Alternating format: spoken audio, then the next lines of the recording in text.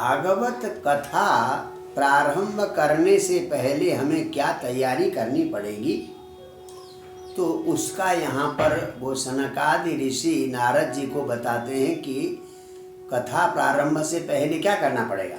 सबसे पहली कंडीशन है द्वितीय श्लोक छठे अध्याय का आप देखें। दैवज्ञं तु समाहूय मुहूर्तं प्रेक्ष्य यत्नत विवाहे यादृशं वित्तं तादृशं परिकल्पयेत्। यानी सबसे पहले दैवज्ञ कहते ज्योतिषी को बुलाकर, यानी कथा प्रारंभ का मुहूर्त कौन सा अच्छा है उसका निर्णय कराएं।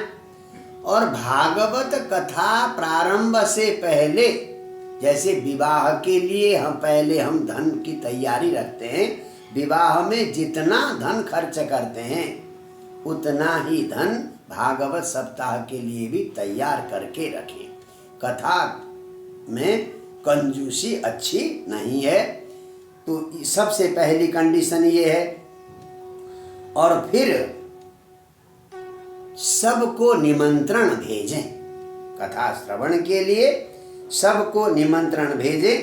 बोले क्या करना है निमंत्रण में, क्या लिखना है, देखें आप 8वां श्लोक लिखिए, नहीं 9वां।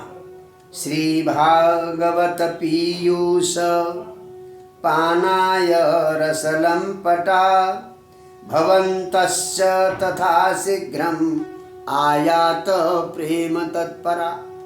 श्रीमद् भागवत पीयूष, भागवत तो अमृत है, उस अमृत को पीने के लिए जो लालायित है, जो भागवत रूपी कथा अमृत को पीने के लिए लालायित है, ऐसे आप लोग भवंत शीघ्रम आया तो जल्दी आ जाइए, प्रेम से तत्पर होकर आप जल्दी आ जाइए। यदि 7 दिन रहकर कथा श्रवण का आपको अवसर नहीं है तो कुछ ही दिन के लिए आ जाइए। देखिए 10वां श्लोक। नावकाशः कदाचित् चेत् दिनमात्रं तथापितो सर्वथा गमनं कार्यं क्षणोत्रैव सुदुर्लभ।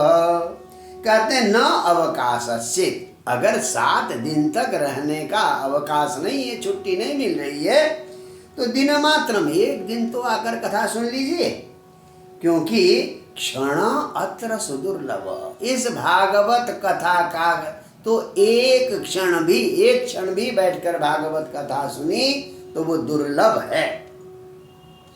इस प्रकार से निमंत्रण भेजें, घर की सारी सामग्री इकट्ठा रखें, बैठने के लिए बढ़िया व्यवस्था करें। और जब कथा प्रारंभ होने लगे तो वक्ता उत्तरमुख हो और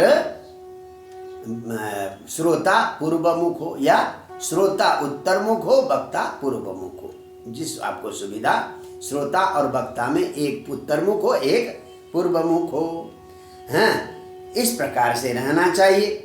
अब बात आती है कि कथावाचक कैसा होना चाहिए।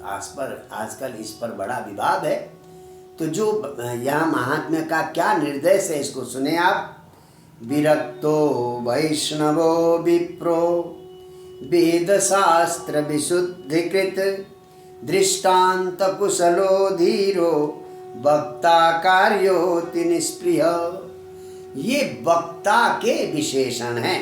सबसे बड़ी बात है विरक्त। अगर रागी है, विषयासक्त है, तो उसे भागवत कथा करने का अधिकार नहीं। विरक्त हो, वैष्णव हो, विष्णु भक्त हो, अब ब्राह्मण होना चाहिए। जब अनुष्ठान के लिए हम करते हैं तो ब्राह्मण होना चाहिए। कैसा ब्राह्मण होना चाहिए? वेद शास्त्र विद शुद्धकृत, चारों वेद और समस्त 6 शास्त्रों से जिसकी बुद्धि शुद्ध हुई हो, वेदों का ज्ञाता हो और शास्त्रों का ज्ञाता हो। और दृष्टांत कुशल, उदाहरण देने में, दृष्टांत देने में कुशल होना चाहिए। धीर, गंभीर होना चाहिए। थोड़ी देर में उतावलापन दिखाने वाला चंचल व्यक्ति कथा नहीं कर सकता। और अति निष्प्रिय, बिल्कुल भी स्पृहा नहीं। स्पृहा माने लालच, यानी अगर कथावाचक धन का लालची होगा तो वो धन की ओर उसकी दृष्टि होगी, कथा के प्रति दृष्टि नहीं होगी। इसलिए अति निष्प्रिय, बिल्कुल जो मिल जाए तो ठीक, न मिले तो कोई बात नहीं, ऐसा करना, ऐसा होना चाहिए कथावाचक। अच्छा साहब, अब बैठकर सबसे पहले हमें कार्य प्रारंभ करने से पहले, सप्ताह से पहले आभ्युदयिक श्राद्ध करना चाहिए। जब हम घर में कोई बड़ा अनुष्ठान कर रहे हैं तो पितरों की तृप्ति के लिए आभ्युदयिक श्राद्ध करना चाहिए। पितृन संतर्प्य, तो ये पितरों को संतर्प करके फिर सब आए हुए सबको प्रणाम करके, सबसे पहले भगवान भागवत से प्रार्थना करना चाहिए। क्या प्रार्थना करेंगे? संसार सागरे मग्नम दीनम माम करुणानिधे कर्म मोह गृहीतांगम मामुद्धर भवार्णवात्। भागवत से भगवान से निवेदन करना है, संसार सागरे मग्नम, मैं तो इस संसार रूपी सागर में डूबा हुआ हूँ, दीनम, बड़ा दुखी हूँ, ऐसे मुझे हे करुणानिधि कर्म मोह गृहीतांगम, कर्म करते करते एकदम ऐसा मोहित हूँ कि सही और गलत का हमें पता नहीं है। तो हे प्रभु, हे दयानिधे, माम उद्धर भवार्णवात्, इस भव सागर से मेरा उद्धार कीजिए। फिर उसके बाद भागवत की, पहले भगवान की पूजा हुई, फिर भागवत की पूजा करनी चाहिए। क्या कहकर भागवत की पूजा करनी चाहिए? श्लोक देखें आप, ये है 30वां श्लोक। श्रीमद्भागवताख्योऽयं प्रत्यक्ष कृष्ण एव हि स्वीकृतोऽसि मया नाथ मुक्त्यर्थं भवसागरे। अयम श्रीमद् भागवताख्य, ये श्रीमद् भागवत नाम का कोई ग्रंथ नहीं है, ये तो प्रत्यक्ष कृष्ण एव हि, ये तो निश्चित है, साक्षात श्री कृष्ण विग्रह है भागवत। तो हे नाथ, मया स्वीकृतोसी, आपको मैंने श्री कृष्ण के विग्रह के रूप में स्वीकार किया है। बोले क्यों? भवसागरे मुक्त्यर्थम, इस भवसागर से मुक्त होने के लिए आपको मैंने स्वीकार किया है। फिर उस कथावाचक की व्यास के रूप में पूजा करनी चाहिए। क्या कहकर पूजा करेंगे? 33वां श्लोक देख लीजिए। शुकरूप प्रबोधज्ञ सर्वशास्त्र विशारद एतत् कथा प्रकाशेन मदज्ञानम विनाशय। हे सुकरूप, हे कथावाचक, आप तो साक्षात सुखदेव ने जैसे परीक्षित का उद्धार किया था, तो उसी तरह से प्रबोधज्ञ समझाने में आप कुशल है, सुखदेव की तरह समझाने में कुशल है। और सर्व शास्त्र विशारद, आप सारे शास्त्रों के विशारद है, ज्ञाता है। एतत् कथा प्रसंगेन, इस भागवत के कथा का प्रकाश से मद अज्ञानम विनाशय, मुझमें जो अज्ञान है उस अज्ञान को आप दूर करो। और इस प्रकार से स्तुति करके भागवत पाठक अलग रखना चाहिए, और कुछ जैसे द्वादशाक्षरी मंत्र, अपना गुरु मंत्र जपने के लिए कुछ 5 ब्राह्मण रखने का भी विधान है।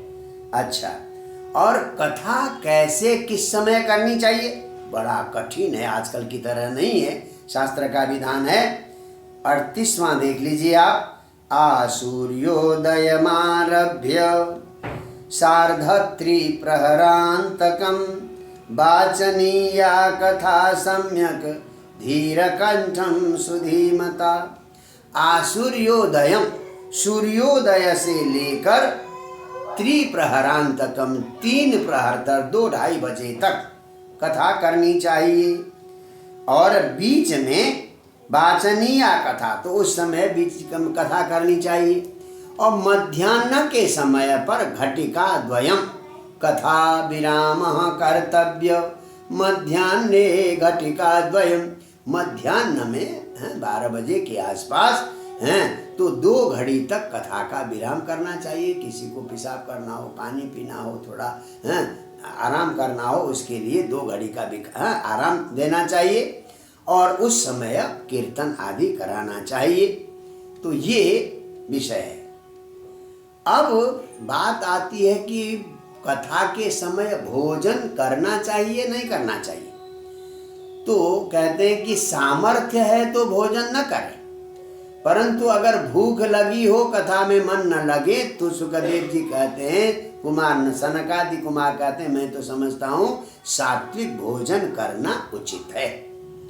देखिए 43वां श्लोक, भोजनम तु वरम मन्ये कथा श्रवण कारकम।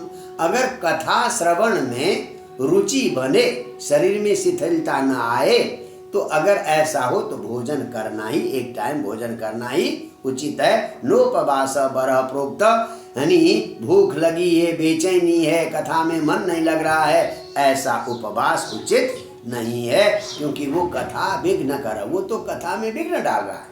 ऐसा व्रत, ऐसा उपवास किस काम का जो कथा में विघ्न डाले। अच्छा, और कथा व्रती को और एक बहुत बढ़िया बात कही है कि विष्णु दीक्षा विहीनानाम नाधिकारः कथा श्रवे।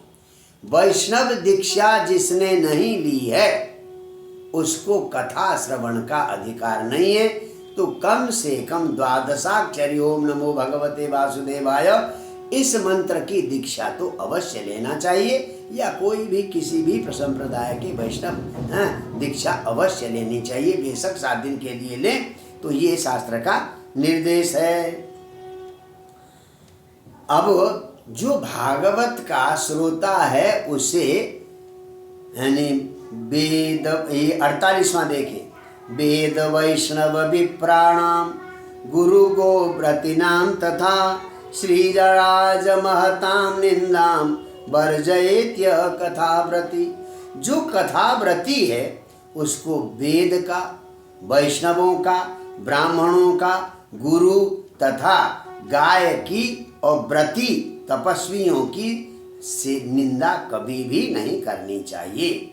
न स्त्री की निंदा, न राजा की चिंता, न महापुरुष की चिंता, निंदा से तो बचना चाहिए। तो इस प्रकार से भागवत की कथा करनी चाहिए। जय जय श्री राधे।